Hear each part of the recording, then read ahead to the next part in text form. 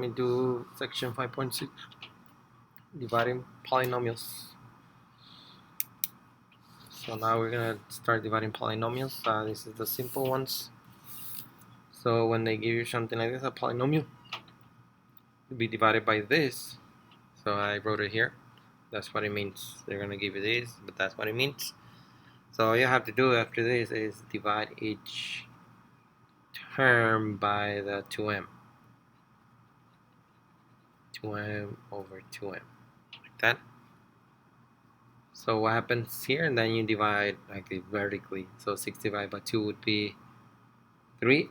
This is 1m, so 2 minus 1 would be 3m. And these two become a 1, so that would be, because they're the same, so they become a 1. So that would be the answer for the first one. Okay, example 2, the same thing.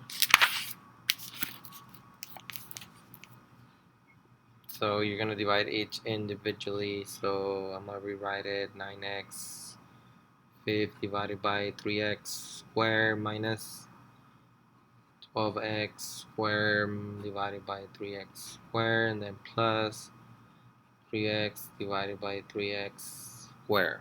Wow. Okay. So let's do each one in vertically. So 9 divided by 3 would be 3. And then 5 minus 2 would be x to the cube. Then minus, right? And then 12 divided by 3 would be 4. And then these two become a 1. So you just have the 4 now. For now. And then plus 3 divided by 3 becomes a 1. So we don't have that. And then this one. And that one we're gonna subtract 1 divided by 1 minus 2, I mean.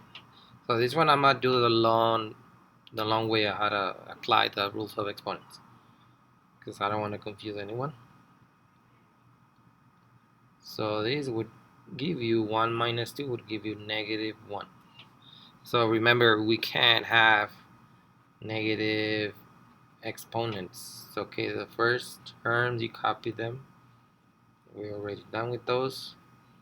And then plus, so remember this one we're gonna have to bring it down to change that negative exponent to a positive. So we're gonna have x to the 1. But since we brought it down, we don't have anything left here on the top, so you're gonna put a 1. Just remember that. And that's your answer for this time. Example number 3. Example number 3. So let's do it. So it would be 8x squared y squared over that 4xy minus 16xy over 4xy plus 2x over 4xy. So sorry guys, this is example number 3. And then I rewrote every term divided by that. So what happens here, a divided by 4 would be 2.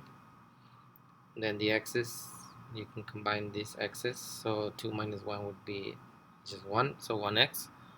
2 minus 1 again, so there's 1 here, would be 1y. So that's the answer for that one.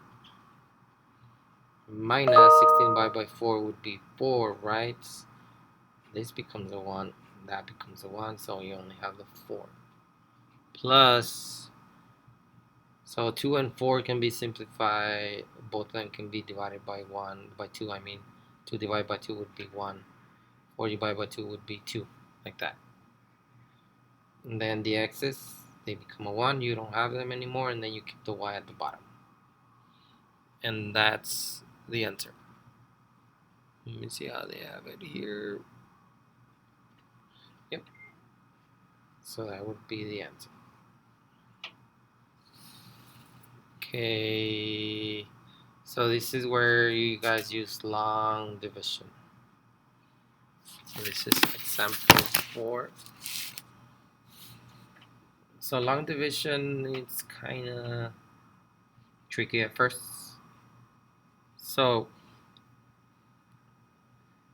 here we're gonna find something that you multiply these two terms that would cancel the first term here. So this is our priority. You want to cancel this. All right. So again, so there's two terms. So I know that's x. So how do I get x squared if I have an x here? This is your first criteria. How do I eliminate this? Because later on we're gonna subtract. Whatever we get here, we're gonna subtract, and it's gonna change the signs. And I'll show you what happens. So where do I start? There's two terms. I'm gonna start on the second term. And I know I need to get, there's a 1 here, there's a 1 here. So we know we just need a 1, what? We need two x's here. We have 1x. So we need an extra x to get those two x's. And then you multiply x times x, gives me x squared. And x times 3 gives me 3x. And I was going to say, this is positive. This term, if it's positive, you know that term you're going to put here, this is a quotient. So whatever you get up here, that would be the quotient. And then here at the end, we're going to get a remainder. So again, my first criteria was to eliminate this. So I needed to get something that's the same first. So x times x gives me x squared. 1, 1, 1, so you know it's going to give you just 1, and then x times 3 and 3x, that gives you 3x. And then you're going to subtract. So you're going to subtract, so that means this is going to become a negative, and this is going to become a negative.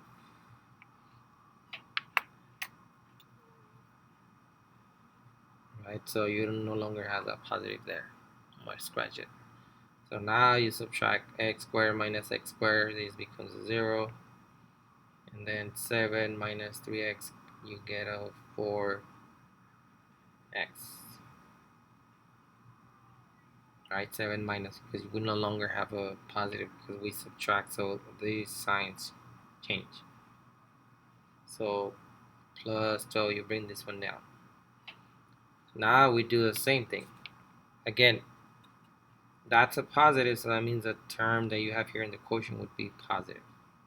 If that were a negative, then you would make this sign a negative. Whatever that first term is here, that's the sign that you're going to use here. What's the criteria now? How do we eliminate the 4x? So we have a 1 here, and we need 4. So you know 4 times 1 gives you that 4. So you know we're going to get 4 here. What else do we need? We need 1x. We already have an x here. So we don't need to put an x here because we already have it. There's only 1. And let's see. So now when you satisfy that criteria, then you multiply. 4 times x gives you 4x. 4 times 3 gives you the 12. What happens? You subtract, so that becomes a negative. And that becomes a negative. This is no longer a positive. And then you subtract 4 minus 4 gives you 0. 12 minus 12 gives you 0. So this number would be the remainder. And we got a remainder of 0. And that's how you divide using long division. Okay, it's gonna take practice, and that's it. So let me stop the video and then I'll do the other examples on the other video.